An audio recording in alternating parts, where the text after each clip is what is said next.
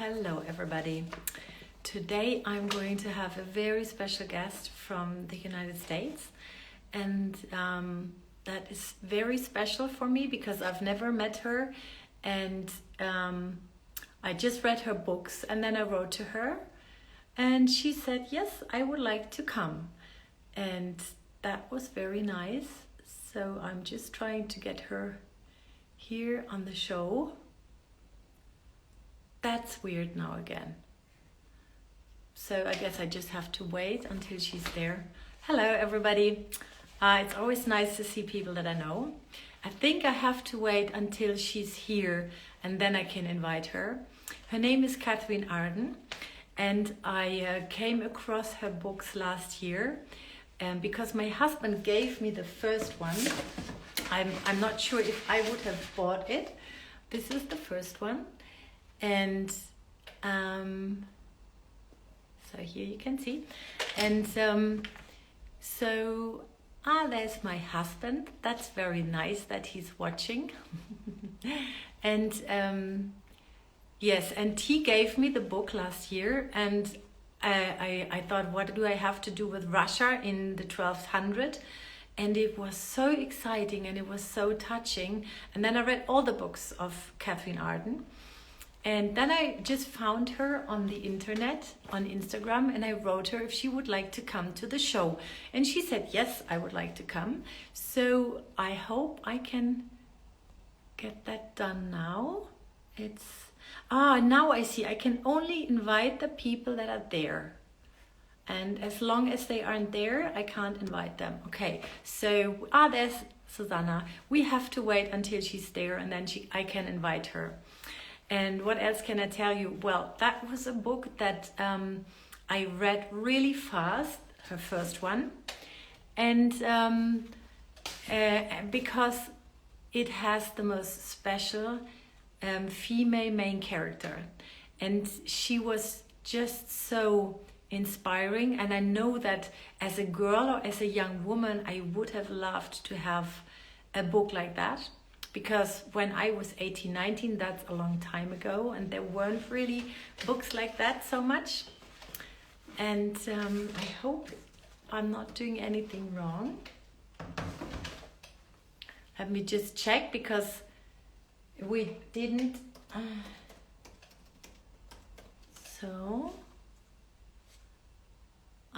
Because we made a test 10 minutes ago, and it took a little time for us to. I will just try to do that again. There she is.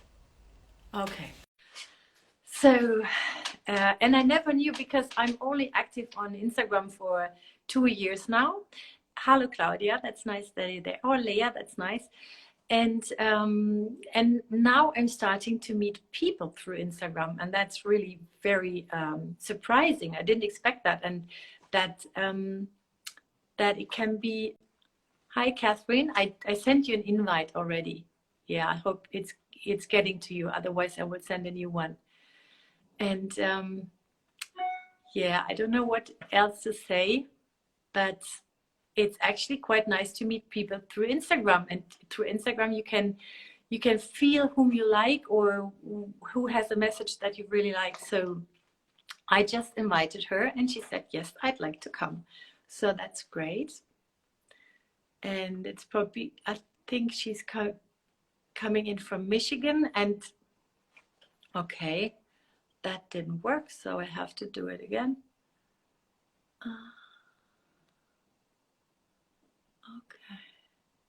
Okay, I send it again. And yeah, so there aren't many books in the last year that have amazed me so much. Hello, there you are. Hey, how's it going? Fine, thank you. How's it going with you? Good, thank you. Nice to be here. It's Yes. a little bit later over there than it is here. It's in the middle of the afternoon here in the States. Yeah, it's 9 o'clock. But I'm doing talks all over the world with storytellers. So, I had one from Los Angeles and from Singapore. So I'm getting used to that it's all time of the day, you know. Yeah, for sure. Yeah. So it was. I was just telling that it was so nice to meet you through Instagram. I mean, I didn't expect that, and I didn't. I was very, because I'm a lot older than you, so I wasn't really so keen a long time for Instagram, and now I meet all these wonderful storytellers through Instagram, which is really great. Instagram's great. It's a social network that I think has a lot of positivity, Yeah, which I think is absolutely. nice, and less of the drama and some of the vitriol that I think can be a problem in other networks. So I love Instagram. Yeah, It's a great one. yeah, yeah. So I'm so curious about you because I was just telling that my husband gave me your first book of the Winter trilogy last year as a present, Mm-hmm. and I was so amazed when I read it because of everything, but especially because of your main character of Vasya. Mm-hmm. When I was a girl, which is like a long time ago, I loved characters like that, but there weren't that many. So Mm-hmm. I really would like to start with Vasya, with your. Oh, no, no. Actually, I wanted to ask you: could you do a short summary about the trilogy so that the listeners can, that they know what we are talking about? Yeah, of course. Hi, everyone. My name is Katherine Arden. I am the author of the Winternight-Trilogy, originally in English. It's been translated into German. It is a series set in Russia during the Middle Ages, during the 14th century, and it is a combination of actual history of Russia and also of Slavic folklore and fairy tales. It follows the main character that Catherine mentioned, Vasilisa, who is the daughter of a minor aristocrat in Muscovy towards the end of the 14th century, and this main character has the ability to the spirits of Russian folklore, the guardians of the house and the guardians of the farm and of the forest. And that ability is both a help to her and a bit of a curse as well. So that is kind of the premise of the Winternight-Trilogy. Is that sort Yeah, of yeah, yeah, what that's you great. wanted? I know it's Okay. the hardest. It's always the hardest to but just put it in a few sentences because, of course, it's a lot more. But what I just loved about your main character, about Vasya, but we will talk about the whole story, and I'm also very interested in writing processes, how you wrote, how you had the idea, but we will come to that.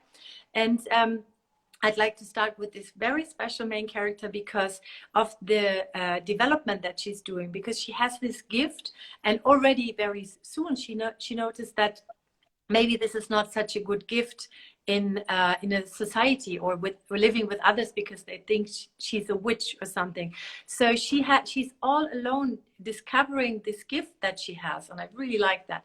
So because I think in a way that's something that a lot of women even today, they kind of experience that. So I was wondering, how did you meet Vasya for the first time? What was your first idea of her?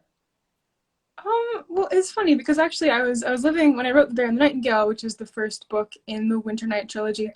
I was living in Hawaii, in the American state of Hawaii, which you wouldn't expect, but that's where I was. I was working on a farm, on one of the islands, and there was a family who worked on the farm next to mine, and they were from Ukraine, but they were ethnically Russian, and they had a daughter named Vasilisa, or Vasya, they called her. She was about 5 years old when I met her, and she was just this really wonderful kid. She was just so full of life and joy and so brave, and she would just jump into the ocean and chase chickens and never stop talking. And when I met her, I was like, wow, this kid could be in a book. And I had already sort of decided that I would like to try writing a novel as my first book. And I didn't really have a main character until I met this kid, and I was like, this is my Vasilisa. And that kind of is where the book started. And of course, a lot else went into it, but I think the spark was actually a real person. And then I guess the other big inspiration for the main character was, I studied Russian history and folklore at university, and I was always fascinated by the differences between the female characters in Slavic folklore, who are often quite vivid and interesting, especially compared to their Western European sort of folklore counterparts. I think of like, we have like Sleeping Beauty here in the West and like Snow White, both of whom sort of just sleep. And you can kind of compare that to characters in Russian folklore like Baba Yaga, the witch, or the warrior queen, Maria Marevna, who are much more vivid. And I love Russian fairy tales. And then but in the history of medieval Moscow, women were quite suppressed. Aristocratic women lived in seclusion. This practice called terem. Yeah. And they lived in the top floor of this tower and just never left. And I was always fascinated by the contrast between sort of fairy tale women and sort of historical women. And I asked myself, what if a fairy tale Vasilisa was found herself in historical Muscovy and historical Russia? How would she react? And sort of the trilogy was my answer. This is so fascinating. I didn't expect that, but that's so you said, what if a fairy tale Vasilisa would come into real Russia in history in the 14th century or something? That was a question I asked myself early on. Yes, definitely. Yeah. Okay. And so and when you so that's a combination of the two of them. And did it happen to you that she just talked to you? Was it because of the girl? Did she just talk to you or talk through you? How long did you carry her around until you started writing her? I mean, I was already making notes on a book when I met this kid. But I hadn't really found a direction yet, and so sort of meeting her gave me a spark to like sort of start directing my book. But I'm not sure. I mean, I think every author's experience is different. I don't really experience characters as talking to me. Okay. I think it's more sort of moment to moment on the page, trying to find the right words for them. And if you're fortunate, they begin to take on a life of their own. But I've never had a character kind of jump out fully formed. They sort of grow through the process of working. So because I was always thinking you start your first book with the fairy tale of the Winter King, right? Yeah. And so I was thinking maybe it all started with that story, because this is such I love the story, I love the tale, but it's so unusual. So I was thinking maybe it all started with that fairy tale. I mean, the fairy tale was very early in the mix. I had always loved books that were based on fairy tales, and I had never read a book that was based on a Russian fairy tale. And the story of the Winter King of Morozko was always one of my favorite fairy tales. And I wasn't sure how to start my book. It was, again, my first novel, and I sort of started the book by retelling the old fairy tale, in part just to buy myself time. So I wasn't sure how else to start, but it ended up working well for the novel. So. Okay. And so, and would you say, well, I'm a filmmaker, and a lot of what I learned about writing scripts, or I'm writing novel now, but what I learned is we make a difference between character driven and action driven. Do you know what that means?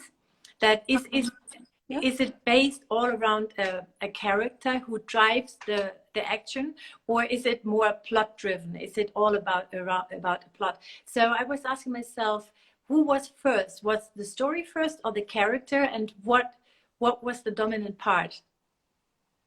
What was the dominant part? I suppose it was plot driven, just because again, when I first started my first book, I really wasn't sure what I was doing, and so I was just kind of stringing events together, almost at random, and seeing what worked. I didn't really have a plan in my head, and as soon as I found a scene that worked or a character that I liked, I would try to figure out how to fit that scene or that character in. And getting the book to the finish line was definitely a process of sort of writing it and rewriting it and trying to make sort of different ideas I had for scenes and for characters make sense. But I'm not sure. I suppose the plot drove the book in the sense that I feel like a lot of my characters' personalities arose from what the plot required of them. Uh-huh. Okay. So I guess the answer is character driven, is plot driven or action driven, as you said.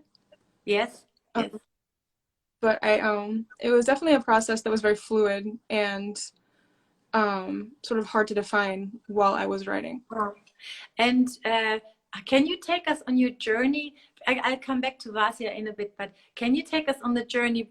Because how was it to write your first novel? Did you have help? Did you have professional people around you? Or here's the question: how long it took to finish the first draft for the book? Yeah, that's going in the same direction. I want to ask: did you have help? Did you just go on it by yourself, like an adventure? Can you take us on the journey, how it was to write the book?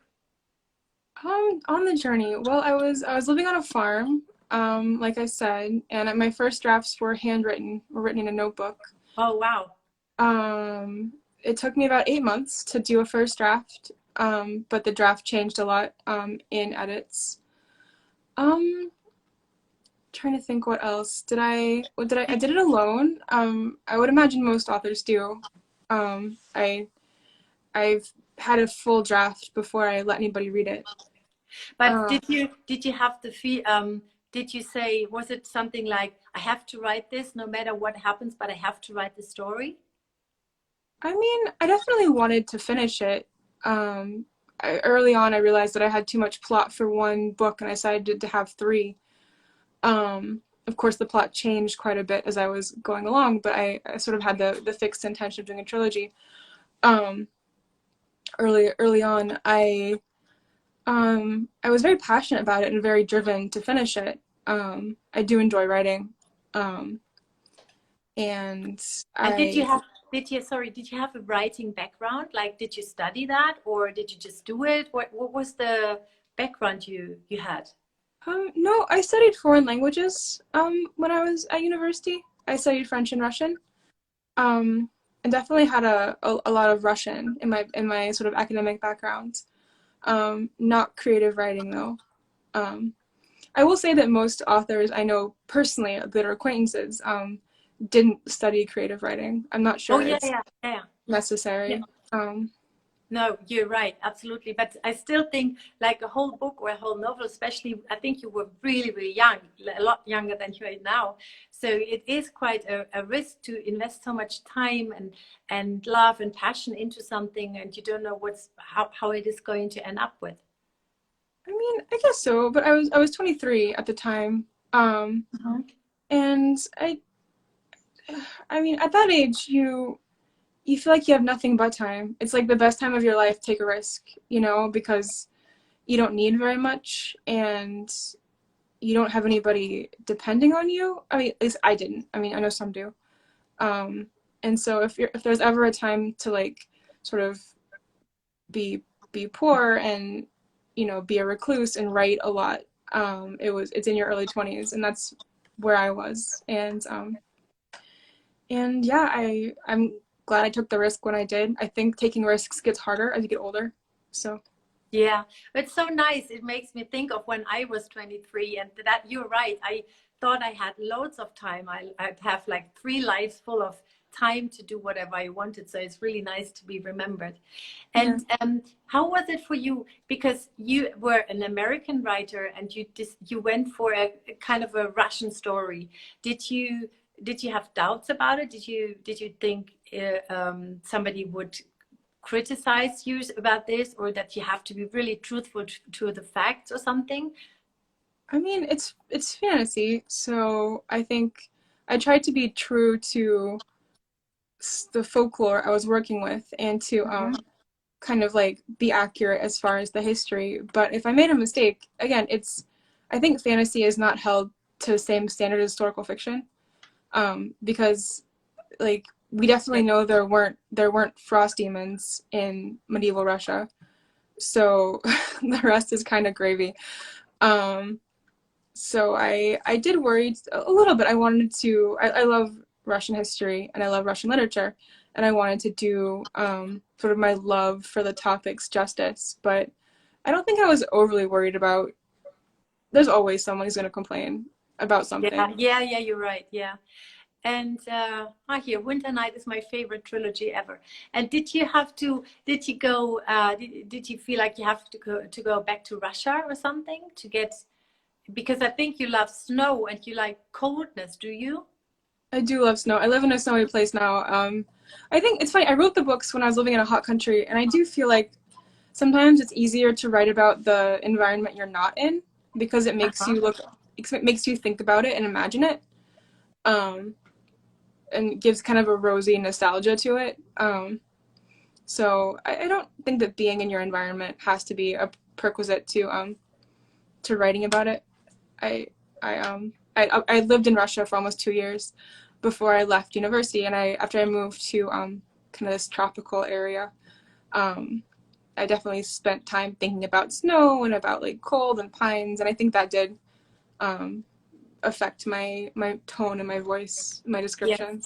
Oh, yes, yes, that's right. Yeah, reading this book, it was the first time ever I wanted to go to Russia in the winter and to really see what it looks like and feel. I never had that before, but because I'm living in a kind of a rainy, cold country, so Mhm. I never wanted that before. And about the how can I say it, about the special gift that Vasya has. You said she can talk to the spirits, or she can see the spirits in the house. Yeah, Was that something that was there very early, or was it something that you discovered? it was there pretty early. I was always so in Slavic folklore, you have these guardians of the different parts of your household, and I was always fascinated by this because you have sort of a guardian for each building, sort of in a farm complex. Like you have the domovoi who guards your house, and some people say domovoi has a wife called the kikimora, and then you have a banik who guards your bathhouse, and then an avyanik guards your cowshed, et cetera, et cetera. And I had this sort of sense of a world kind of teeming with small spirits, and I thought it was fascinating, and I felt like the only way to like bring that world of small spirits into my book was to have the main character be able to see and experience Ah, okay. that world so that the reader could as well. Yeah. Ah, okay. Yeah, that's very fascinating because because it's not only that, but she develops like certain mental powers, doesn't she? She or supernatural powers, sort of. While she, Later in the Mhm. trilogy, she does. Um, Yeah, yeah, yeah, eventually. and well, I come to that later, but. I was thinking because last year I discovered theta healing. Have you ever heard of theta healing? I don't think so. No. No, it's I when I was 20, I was which is like 30 years ago now almost, and I always felt like that there is a wisdom inside of us that we can have, that we can use for our living, but we have lost the key to get back to this wisdom that's so old. And I was always looking for it, and I was always thinking, I know that my mental powers, they are big and great, but I don't know how to use them. And then I read your books, and last year I came across theta healing, and theta healing is a form of actually is a form of spirituality where you can communicate with yeah, something like spirits, I don't know, or with little creatures. For example, we learn to communicate with plants or with rooms, and you kind of connect and you get an answer. It's weird, but you get an answer. And so I was wondering, was that a part that inspired you? Did you know about that? Are you interested that in your real life? Um, no, I don't think so. Um, let's see what um I guess when I was trying to invent the magic system that there is in Winternight, I was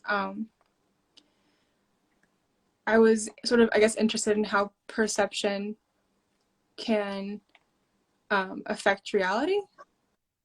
I had, done a little bit of like quantum science in Mhm. university, and it's been proven that like someone's attention like on electrons changes their shape, and so yeah, perception affects reality, and it can affect your reality in particular, right? And so my idea for the magic system was that the way to do magic was to sort of perceive it as a new reality. Um, Mhm. and then the world kind of shifts to suit you. So that was the idea behind the magic system. I definitely tried to make it a little on the subtler side, just because that's just how I roll. But that was the kind of inspiring idea. Ah, okay. Okay. Because it seemed to me that there's a very strong voice in your trilogy that I think through all the books that about a belief in mental powers, a belief in you can build the world around you the way you want to. I think that's true. Yeah. I think you can, I think the things you decide to focus on in your life affect how your life goes. But I mean, also everyone's different and everyone's path is different. And I, I feel like sometimes I feel like almost everything is true to some degree. And so I struggle to like, um, sort of decide what is and what isn't valid for somebody. I think, it depends on the person. Yeah, yeah. You wrote, for example, yeah, I know what you mean. You wrote, for example, the sentence that I particularly like a lot, and it's magic means forgetting the world was ever other than what you imagined it. Yeah, that's I think it's the same thing. It's like if you want something to change, you have to perceive your new reality and forget anything else. That was kind of my idea behind that um behind that quote. So Yeah, yeah. I was I try to implement that sentence into my life. It's not so easy though, because sometimes it's just very hard to focus on something where things just don't want to go the way you want them to. But for me, it was definitely very interesting last year to come across this theta healing and to be able to communicate with a plant that was very fascinating. And so I'm practicing it at the moment. that's great. Yeah. Um, so about inventing the worlds that you said you invented a magic system. Was it something you did like really like kind of this in a logic kind of way? You said, okay, I need this magic system in my book. How will I build it? Or did it just come to you? Well, I knew I wanted to have magic in some form in my book, just because like Russian folklore is full of witches and sorcerers, and there's a ton of just like magic. And a lot of the magic involves transformation. Um, And so, since again my main character Vasilisa was sort of my fairy tale character, I guess I just sort of assumed that eventually she would figure out how to do her own magic. And I didn't. It's not. I feel like some magic systems are very academic and very systematized, and it wasn't like that at all. For Winternight, I just wanted sort of magic for Vasilisa to be a new way of perceiving the world. Um, and so I didn't it was not so much a system as it a state of mind, I guess, is what I'm trying to say. Yeah, yeah, yeah. That's interesting. Yeah, it's probably why it works so well. I found it was very. It didn't feel like it was made up. It felt very natural. I was thinking, oh, I would to go to this country that you invented. I would like to travel there for some time. Like for example, the country of midnight. Is it called the country of midnight? Yeah, Or yeah, but that's such that's such a. I've never heard anything like that. And I had a bit of a thinking to do to imagine what would it feel like to be in the world of midnight. so I did make that up. So Lady Midnight is a character in the books Polonochnica. Mm-hmm. And Ah, Lady Midnight is a character in Slavic folklore. She in the fairy tale she lives in a swamp and she gives children nightmares. But I thought it was cool because there's a Lady Midnight and a Lady Midday. And they each have like their own powers. And I was like, wow, what if they were in charge of midnights and middays respectively, and I asked like what would the country or the realm of a person in charge of midnights look like, and it's like, well, it would look like all the midnights together. And then I was like, wow, what if at midnight there was this country called Midnight, and it was just made of every midnight ever in history, and you could just like step from one to the next. And I thought it'd be cool. I also, just from a purely practically plot driven perspective, I needed a way to get my main character from one point to another quickly.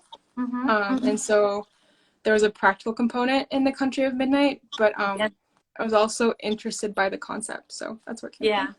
That's so interesting, because a lot of the like in films, a lot of the fantasy films I know, they are more or less invented by men, and they have different systems of magic.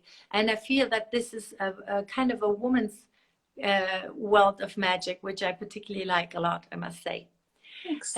And with the magic, what's interesting to me, because I'm crazy about magic in real life. I always want to pull it into my real life. So what I found very interesting is the development of the character of Vasya.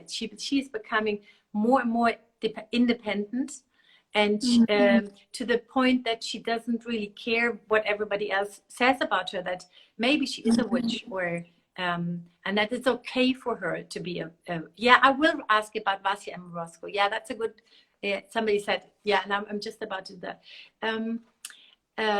And I haven't finished the third one. I have like 30 or 40 pages to go, which is really exciting right now. So I don't know if she dies or if she marries Morozko, or what's happening. But so what I found very interesting is that the magic can turn bad, that it has such a power, and that I'm so afraid right now that Vasya will not find back to her good self or something like that.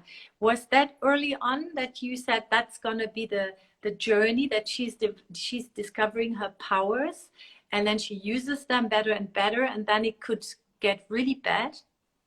I mean, I don't want to spoil too much. The only thing I knew sort of by the end was I knew where I wanted to finish the series. The series finishes at this one kind of real life battle that happened in medieval Russia. And definitely the journey that all the characters take to get there is something that was a process. It was a very messy process. And a lot of ideas came quickly and came late. And some ideas I tried and discarded, and it wasn't a smooth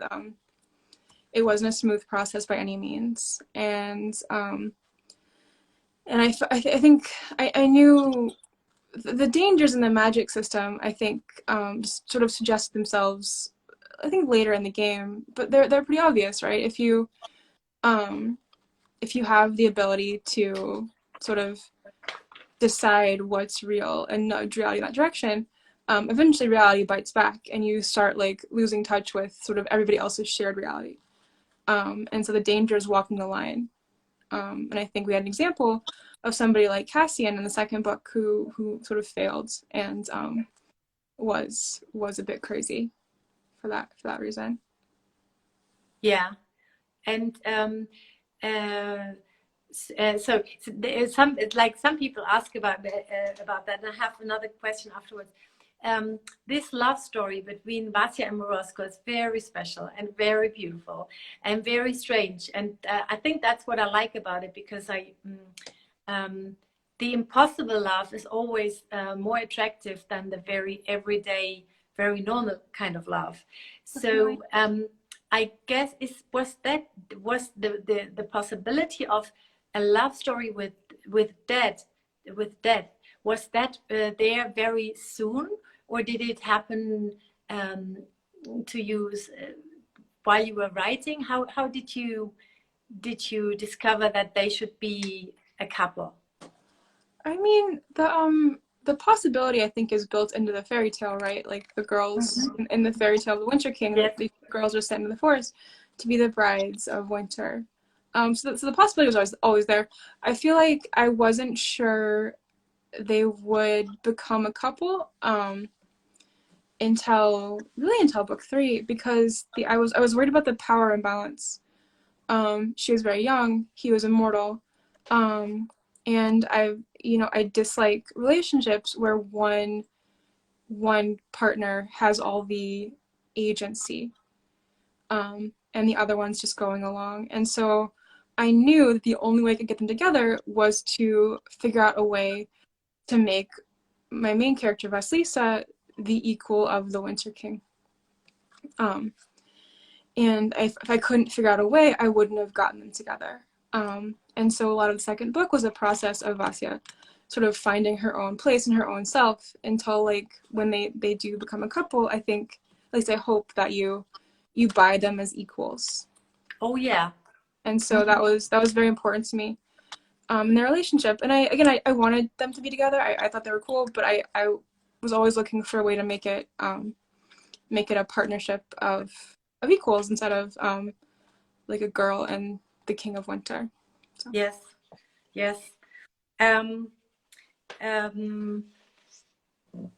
I just had one question. I forgot it. Oh no. Morozko and oh yeah. You probably know, but for me it's new. The reason why I said at the beginning, I was as a kid I was always looking for great stories and fairy tales and everything, was because I was always looking for stories where women would get the power, where women would empower themselves.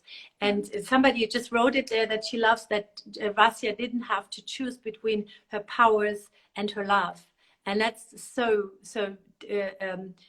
important, because my generation is used to stories where the woman has to sacrifice herself in the end, and that women in general in sagas in Europe, they always have to sacrifice so the men can save the world or do adventures or something. And of course we wanted something else, and you want something else. And so that's one of the reasons why your book is so spectacular, that it tells all these tales in a whole different way, where a woman can go her own way and empower herself all the time. And it at each crisis that Vasya is, she invents something new for her. That it seemed to me. She says, okay, when she's in the fire and she's about to burn, then she says, okay, what if I don't burn and I can get out or something? And that's very a different thinking than most of the sagas and a lot of books that I read as a child. I mean, well, there's a moment in the third book, in The Winter of the Witch, when Vasya tells the Winter King, Morozko, she tells him, I am allowed to want things. And I feel like I had read so many heroines where they, like, the only good woman is one who's self-sacrificing, who give up, who's selfless. And the only thing a woman could be, if not selfless, was selfish. And, like, nobody wants a selfish heroine. And I mean, I wanted her to find herself and find her power. And I didn't see why she would have to, like, give up one thing she wanted to have something else. So, of course I wanted that for her. I think we've all, as women of a certain age, read plenty of stories that glorified sort of self-sacrifice and abnegation in women. And that wasn't what I wanted for my heroine, and I didn't give it to her, so.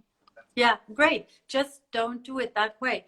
I'm working as a storytelling coach with people sometimes, and especially to women, I say, what if the story you're trapped in, had a very good ending? What would be the best outcome you can imagine, the most fantastic outcome? And then tell it to me. And very often they have a hard time telling it because it seems so unlikely. But once they tell their own ending in the best possible way, it makes them so happy. And I always tell them, once you tell your story in the best possible way, you make a path in your brain. And once the path is there, then you can walk this path. I think that's beautiful. I think it's very true. Yeah, and you did the same with your book and saying all the rules that are there that have worked for hundreds of years. I don't use them. I just tell it in a different way. So this is why it's such a very, very good book, a very good trilogy. I mean, plenty of male characters get to marry the princess and be crowned king or whatever, and I didn't see why Vasya couldn't have her Winter King and her magic also. Yeah. She even got One thing I'm so curious about because I must brag about that, or no, I must come back to that. You were so young, and that impresses me so much. Did you have a mentor, or did you have several mentors, like people you could go to and ask them, or did you just do it by yourself? I just did it. I just did it. The first I gave it to my parents when I was done, and they liked it. And then the next person who read it was the person who became my literary agent, and then it went to publishers. So it was quite a small. I struggle to share work in progress. That's something I'm not very good at. So I'm a The bit what secretive. work? Sorry, the what work? Work that's not finished. I'm a bit secretive about it. No, no, sorry. I just mean I didn't understand the word you said. You struggle with what? Oh, I struggle with sharing my work that's in progress, the work that I Ah, haven't finished. okay, okay. Yeah, okay, yeah, that's understandable. And about the what I meant when I said I like pulling magic from fairy tales or from sagas into real life is something like you have like at the end in the third book you have Vasya going, it's several times in the book I think she's making herself invisible just because she believes she can. Is it something Mm-hmm. like that? I think yes. Maybe not believe she can, but I think it's a little bit more subtle because if you say, um, I can, it means you haven't, if that makes sense. Mm-hmm. If you say, I am, it means you have. Do you know what I mean? I think if you say, I can, I think I can, I believe, those kinds of words imply that it hasn't happened. That it Yeah, doesn't, you know what I mean? yeah. It's a And subtle distinction. Um, Actually, the invisibility thing, there was, when I was a little girl, I was playing hide and go seek with a friend, and I hid in I think the bathtub. And I sat really still and really quiet and froze. And then I swear, my friend ran into the bathroom, put her head in the bathtub, did not see me, and ran away again. And I was just sitting there. And so I've always believed in the power of invisibility. The one time. this is so interesting. Yeah, because I was thinking that's fantastic. But I was thinking this is something that we actually can do, and I think a lot of women did do in the last 100 years. The art of becoming invisible. I just read a very good book by another American author. Her name is Rebecca Solnit. Do you know her? I know of her, yes.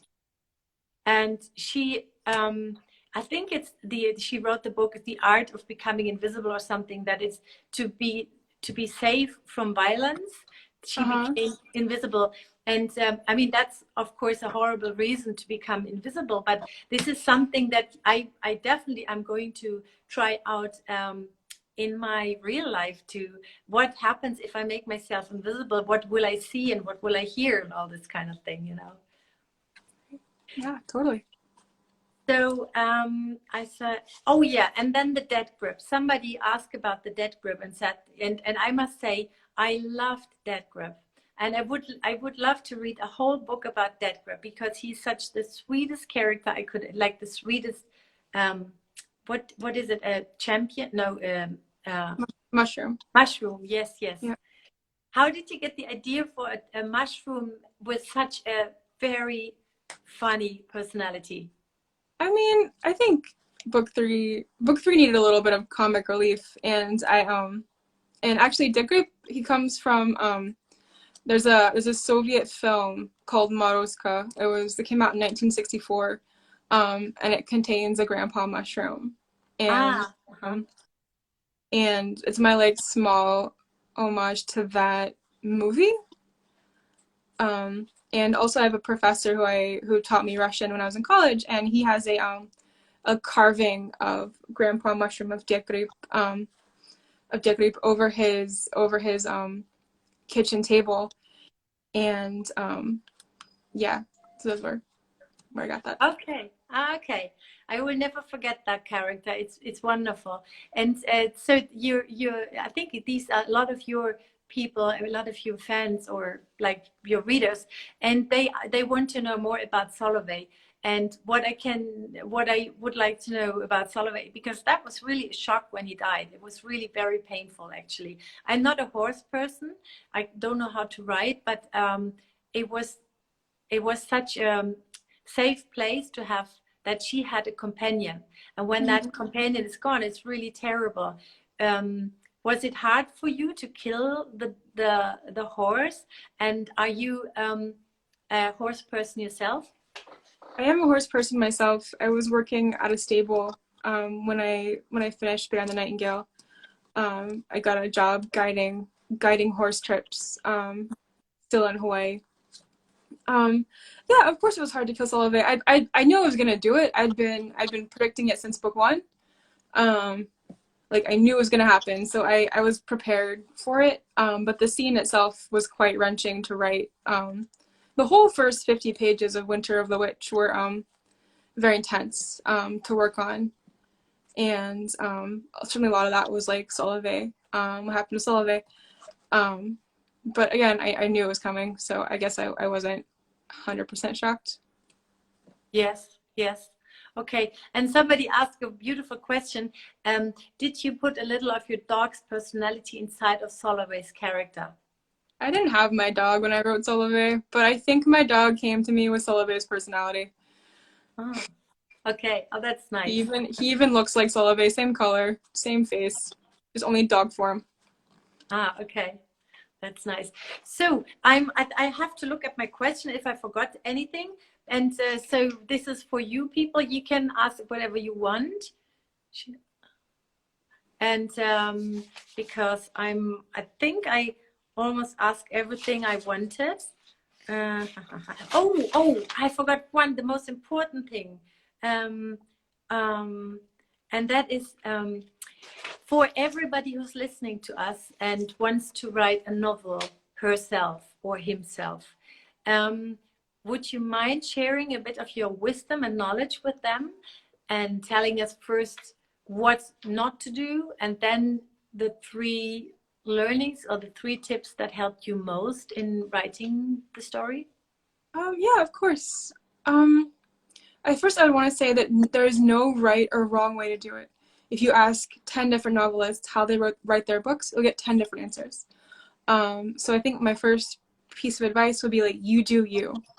You know, if you write by hand, if you type, if you need to be quiet, if you need to be in a crowd, I guess not many crowds right now, but when there's crowds again, so do what's best for you is my first piece of advice, and trust yourself and trust your own creative process. I guess my second piece of advice would be to finish what you start. I give this advice a lot, but I always say that starting a book is like throwing 6 balls in the air.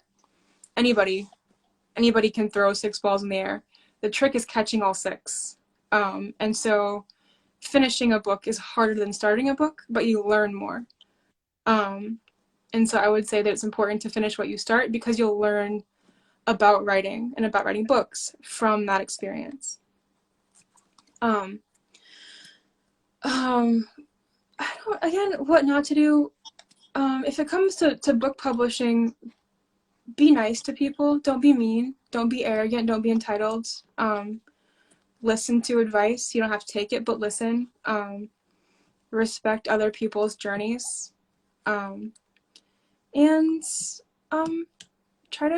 don't get so far into your creative work that you don't take time to do what makes you happy. Yeah. Make time for whatever you like. If you have a hobby or your family or friends or whatever you enjoy, you know, make time for that too. Yeah. Thank you so much. That's really nice.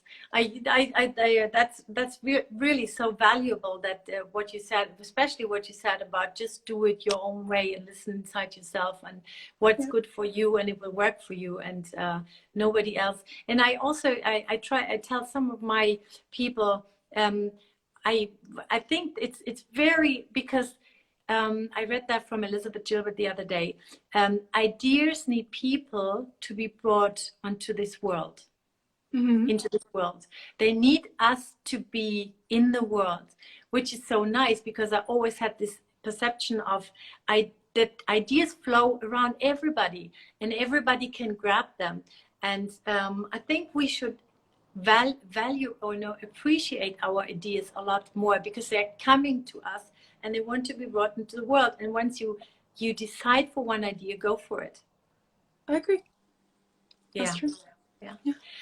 Okay, so maybe two or three more questions. There was one about now they are gone. Do you see these questions too, or I do not see the questions. okay. So it's because I'm sorry because there's so many comments coming. A lot of people write that they love a lot of things about Dead Grip and Solovey, and they that's a pity. I thought you like the person I'm talking to can read it too. Okay. Also, what are you reading right now? Is somebody asking? What am I reading right now? Right now I'm reading an advanced copy of a book called Midnight in Everwood, which was sent to me. It is a retelling of the Nutcracker, set in the early 20th century. And I'm enjoying it so far. Okay. And someone else asked, what's your creative routine? How do you do that? I didn't have a routine for many years, but I moved into a house with my partner a year ago and had my own office for the first time. And now I usually get up, answer some emails, and maybe write a little bit. Usually I write in half hour segments because it's hard to sustain concentration for more than a half hour, like at a stretch. Um, and so I'll write for a half hour, maybe do an hour total of writing. And since it's winter, I usually go skiing after that. And I ski for an hour or two and then come home and I write in the afternoon. Okay. Um, Okay. I, I live in the mountains. So I live quite close to places to ski. Okay. So That's beautiful. Lucky you. And um, do you have tough times and good times while writing, or are you always in a good flow?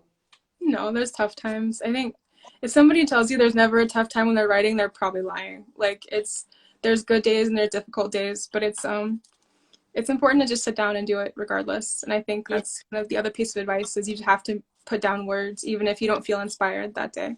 Yeah. Because you don't feel And inspired every day. That's just the truth. yeah, yeah, yeah. And do you sometimes have doubts too? Although I think you were very, very successful with your trilogy, but do you still have doubts? Of course. Of course, I think everyone does, especially maybe women. We often doubt ourselves, and I've worked hard to overcome doubts, but I have them.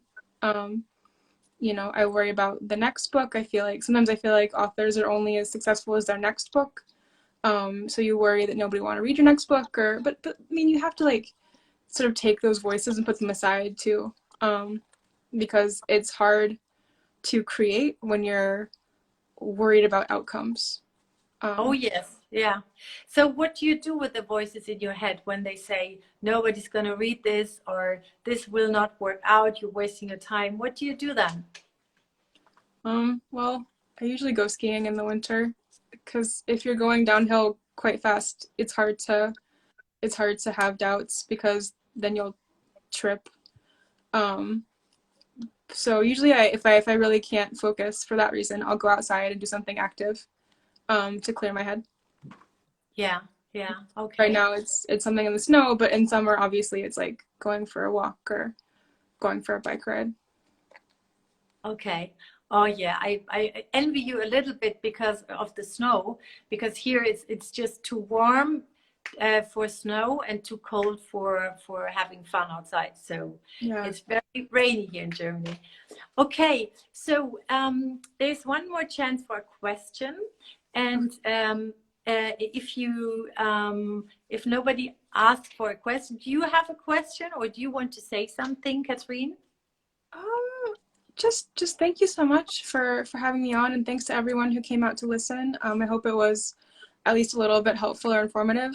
And yeah, it was a huge pleasure to be on with you guys, and get some sleep. I think it's getting late there. And yeah, hopefully it's not the last time.